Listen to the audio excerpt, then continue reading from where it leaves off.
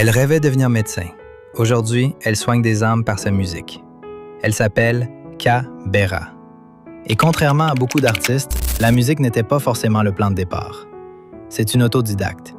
Une femme qui a trouvé dans l'écriture un moyen de transformer ses émotions en quelque chose de plus grand qu'elle. Avant d'être chanteuse, elle était une plume.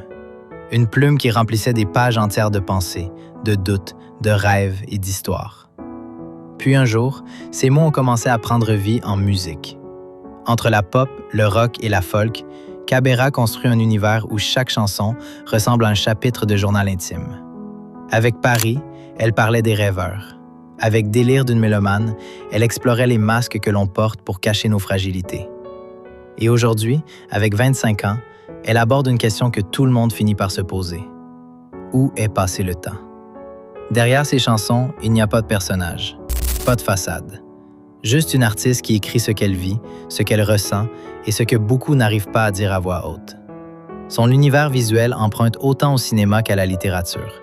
Chaque image semble raconter une histoire, avec une atmosphère douce, mélancolique et sincère. Plus qu'une chanteuse, elle apparaît comme une auteure qui utilise la musique, les mots et l'image pour exprimer une même vision artistique. Mais pour Kabera, l'histoire ne s'arrête pas à la musique. Aujourd'hui, elle prépare un EP ainsi qu'un livre, 2 projets qui prolongent le même univers. Celui d'une artiste qui raconte la vie avec sincérité, à travers les mots autant que les mélodies.